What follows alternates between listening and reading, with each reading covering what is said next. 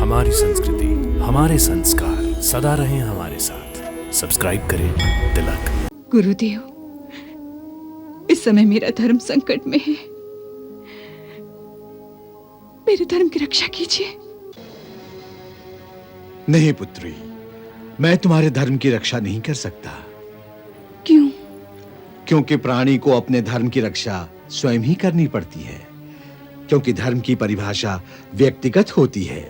सो हो सकता है कि जिसे तुम अपना धर्म मान बैठी हो उसे मैं ठीक न समझूं, मर्यादा के विरुद्ध समझूं। इसलिए जिस बात को तुमने अपना धर्म मान लिया है उसकी रक्षा तो तुम्हें स्वयं ही करनी पड़ेगी। हाँ, यदि उस बात को मैं उचित समझूंगा, तुम्हारे लिए कल्याणकारी समझूंगा, मर्यादा के अनुकूल समझूंगा, तब अवश्य मेरा कर्तव्य होगा उसमें तुम्हारी सहायता करना। और यह सहायता न केवल मौखिक होगी बल्कि आवश्यक हुआ तो गुरु तुम्हारे लिए तलवार भी उठा लेगा। मैंने इसी आशा से यह पत्र लिखा है कि आपको भी यह नाता स्वीकार होगा। परंतु यदि किसी भी कारण से आप इस दासी को पत्नी रूप में स्वीकारना नहीं चाहते तो कोई बात नहीं। फिर आपको मेरी चिंता करने की कोई आवश्यकता नहीं। मैं अपनी चिंता स्वयं कर लूंगी।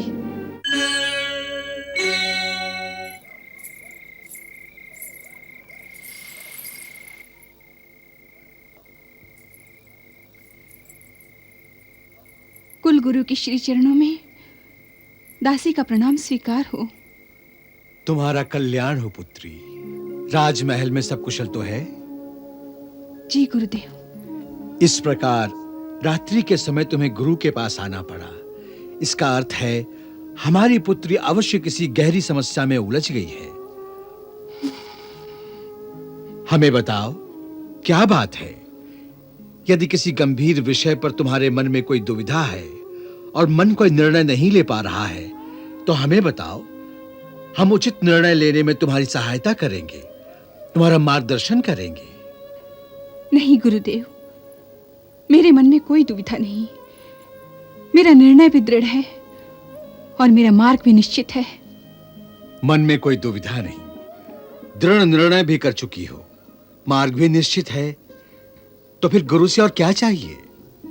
मैं आज गुरु से अपना अधिकार मांगने आई हूं। कौन सा अधिकार? अपने धर्म की रक्षा का अधिकार। गुरुदेव, मुझे याद है एक दिन आप ही ने मुझसे कहा था कि ब्राह्मण का कर्तव्य केवल इतना ही नहीं कि वो धर्म के बारे में एक भाषण दे अथवा किसी पर्व के अवसर पर अपने यजमान के हाथों देवी देवताओं की पूजा करवा दे, बल्कि कोई ब्राह्मण या कोई ऋषि जब किसी प्राणी का गुरु बनना स्वीकार कर लेता है तो उसका यह कर्तव्य हो जाता है कि उस प्राणी की हर प्रकार की सुरक्षा का बोझ अपने कंधों पर उठा लेना। फिर चाहे प्राणी पर शारीरिक संकट आए, मानसिक संकट आए या आध्यात्मिक संकट आए, यह गुरु का ही कर्तव्य होता है कि हर संकट से अपने यजमान की रक्षा करना। और उस रक्षा का अधिकार हर उस यजमान को प्राप्त होता है जिसने पूर्णतः अपने आप को गुरु के श्री चरणों में समर्पित कर दिया हो। सो आपके उसी आश्वासन के बल पर आज मैं आपसे अपना अधिकार मांगने आई हूं। गुरुदेव, इस समय मेरा धर्म संकट में है। मेरे धर्म की रक्षा कीजिए। नहीं पुत्री, मैं तुम्हारे धर्म की रक्षा नहीं कर सकता। क्यों? क्योंकि प्राणी को अपने धर्म की रक्षा स्वयं ही करनी पड़ती है। क्योंकि धर्म की परिभाषा व्यक्तिगत होती है। सो हो सकता है कि जिसे तुम अपना धर्म मान बैठी हो उसे मैं ठीक न समझूं, मर्यादा के विरुद्ध समझूं। इसलिए जिस बात को तुमने अपना धर्म मान लिया है उसकी रक्षा तो तुम्हें स्वयं ही करनी पड़ेगी। हाँ, यदि उस बात को मैं उचित समझूंगा, तुम्हारे लिए कल्याणकारी समझूंगा, मर्यादा के अनुकूल समझूंगा, तब अवश्य मेरा कर्तव्य होगा उसमें तुम्हारी सहायता करना। और यह सहायता न केवल मौखिक होगी, बल्कि आवश्यक हुआ तो गुरु तुम्हारे लिए तलवार भी उठा लेगा। सो पहले यह बताओ राजकुमारी, कि ऐसा कौन सा धर्म है जिसकी रक्षा के लिए तुम्हें सहायता चाहिए? गुरुदेव, नारी का सर्वोपरि धर्म तो एक ही है, स्त्री धर्म। अर्थात नारी यदि एक बार किसी को अपना पति स्वीकार कर ले तो पति धर्म कहता है कि फिर वह मन में किसी और के लिए सोचे भी नहीं, ना ही जिह्वा से किसी और की बात करे और ना ही शरीर से किसी और का स्पर्श करे, है कि नहीं? अवश्य, यही सर्वोत्तम धर्म है। मर्यादा के अनुकूल भी है कि नहीं? निसंदेह मर्यादा के अनुकूल है, क्योंकि समाज और शास्त्र दोनों ने स्त्री को अपना पति स्वयं चुनने का अधिकार दिया है। इसलिए स्त्री के उस अधिकार की रक्षा करना समाज का धर्म है। तो गुरुदेव, मेरी रक्षा कीजिए, मेरे धर्म की रक्षा कीजिए। मैंने मन से द्वारिकापति श्री कृष्ण को अपना पति स्वीकार कर लिया है, परंतु मेरे बड़े भैया इसे स्वीकार करने से इनकार कर रहे हैं। यहां तक कि उन्होंने मेरी इच्छा के विरुद्ध शिशुपाल को बारात लेकर आने का न्योता भी दे दिया है। संभव है बारात चल भी पड़ी हो। इस समय मैं असहाय हूं। राजकुल में से कोई भी, मेरी माता, मेरे भाई, मेरे पिताश्री, कोई भी मेरी सहायता करने को तैयार नहीं। वे सब बड़े भैया की अस्त्र शक्ति से डरते हैं। ऐसी परिस्थिति में जब कोई शस्त्रधारी मेरी सहायता करने को तैयार नहीं, एक अबला कन्या एक धर्माधिकारी के पास सहायता मांगने आई है। तुम ठीक स्थान पर आई हो पुत्री। यह हमारी परीक्षा का समय है। एक ओर रुक्मी के ब्रह्मास्त्र का भय है और दूसरी ओर अबला कुमारी के धर्म की रक्षा का प्रश्न है, और हम इस परीक्षा में खरे उतरेंगे। तुम निश्चिंत रहो, ये ब्राह्मण किसी के ब्रह्मास्त्र के भय से अपने कर्तव्य से पीछे नहीं हटेगा। मैं तुम्हारे धर्म की रक्षा करूंगा। मुझे आपसे यही आशा थी गुरुदेव, मुझे आपसे यही आशा थी। अब मुझे एक प्रश्न का उत्तर दो। इस परिस्थिति में श्री कृष्ण का क्या रवैया है?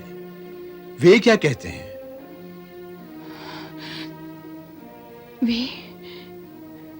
वे तो तब कुछ कहेंगे जब उन्हें इस परिस्थिति का पता चलेगा। उन्हें तो अभी तक यह भी नहीं पता कि मैंने मन ही मन उनका वरण कर लिया है। उन्हें यह भी पता नहीं? नहीं गुरुदेव। बड़ी विचित्र परिस्थिति है। एक और प्रेम पूर्ण समर्पण की परम सीमा तक पहुंच चुका है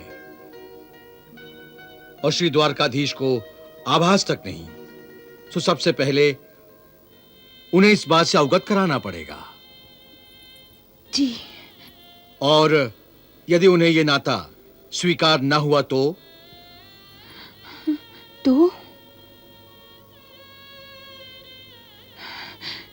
कोई बात नहीं। यदि उन्हें नाता स्वीकार नहीं तो उससे मेरा प्रेम तो झूठा नहीं हो जाता। मैंने प्रेम किया है, मैंने अपना सब कुछ उनके श्री चरणों में समर्पित कर दिया है। अब वे उन्हें ना स्वीकारें तो ये उनकी इच्छा, उससे मेरा संकल्प झूठा नहीं हो जाता। गुरुदेव, जो जीवन उनके नाम कर दिया है, अगर उसे वे न स्वीकारें तो इस जीवन को समाप्त करने में देर ही कितनी लगेगी। किसी पराये पुरुष का आलिंगन करने से पहले मैं मृत्यु का आलिंगन कर लूंगी। यही मेरा धर्म है।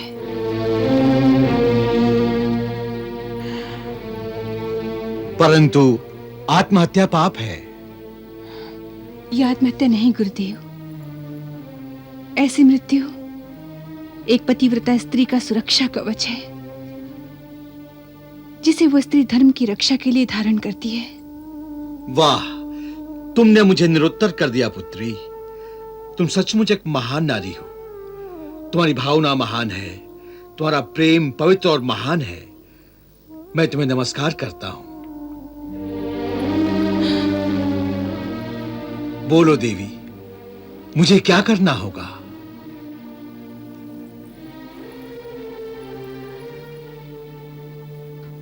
आपको श्री कृष्ण तक मेरा ये संदेशा पहुंचाना है।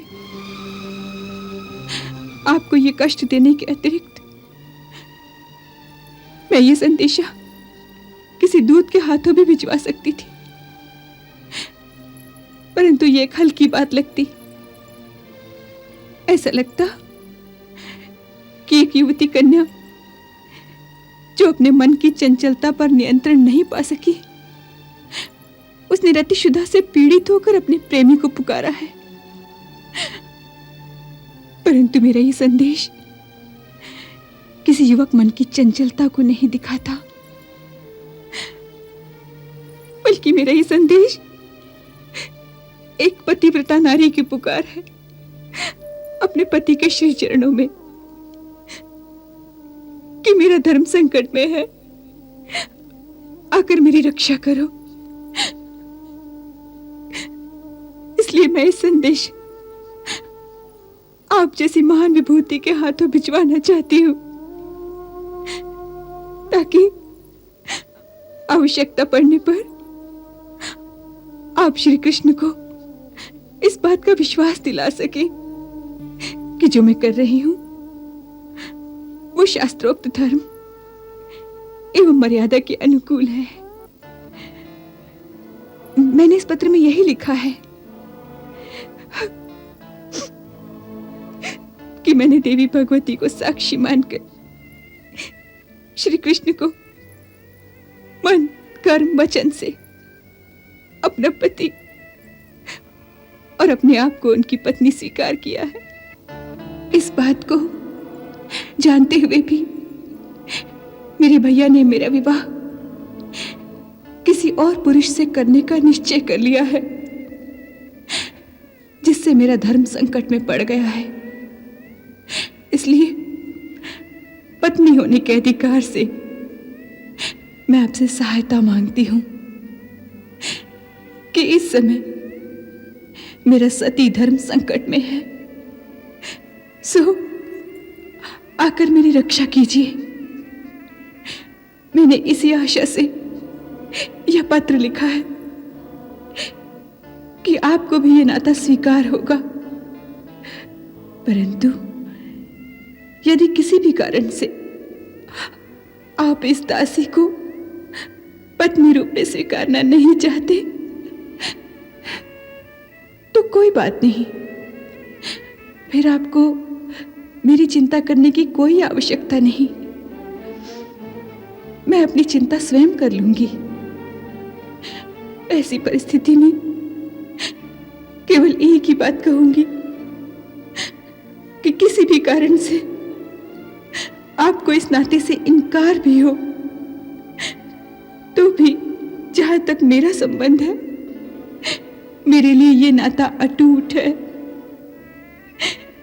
क्योंकि मेरे लिए तो ये नाता तभी हो गया था जब मैंने देवी मां के सामने प्रण किया था, और एक सती का प्रण अटल होता है,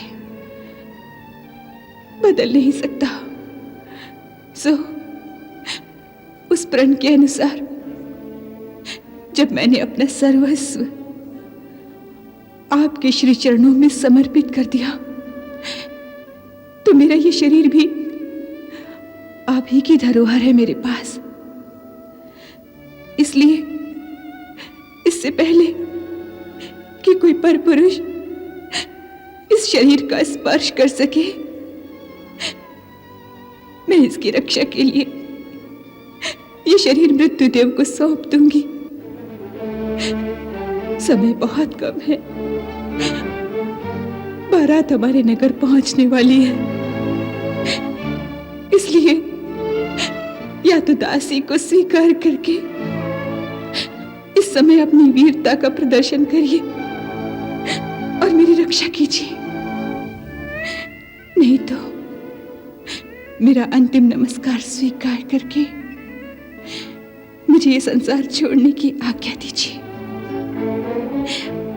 आपकी जन्म जन्म की दासी रुक्मणी।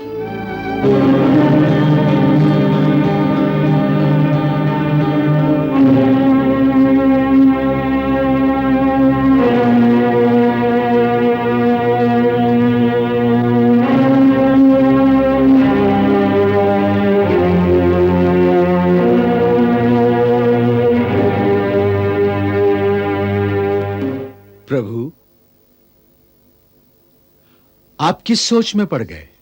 मैं किसी सोच में नहीं पड़ा हूं गुरुदेव। मैं तो केवल अपना कार्यक्रम निश्चित कर रहा हूं। इस पत्र में लिखा है कि शिशुपाल की बारात कुंडेनपुर पहुंचने वाली है और हम अभी तक यहीं द्वारिका में हैं। यही सोच रहा हूं कि वहां पर ठीक समय पर पहुंचने के लिए मैं कौन सा वाहन प्रयोग करूं। और दूसरी बात यह है कि राजकुमारी रुक्मणी इस समय अपने अंतरंग महल में होंगी, सो उन्हें वहां से लाने के लिए हमें विदर्भ नरेश के रंग महल तक जाना होगा। सोच रहा हूं कि एक राजा के अंतरंग महल पर आक्रमण करना कोई वीरोचित कार्य होगा या इससे वीरता को लाज लग सकती है। आप ये सोच रहे थे और मैं इस चिंता में था कि कहीं आपके मन में राजकुमारी रुक्मिणी को स्वीकार करने में कोई दुविधा तो नहीं। दुविधा कैसी गुरुदेव, आप तो भली भांति जानते हैं कि यह संबंध तो पुरातन है, तो फिर दुविधा कैसी?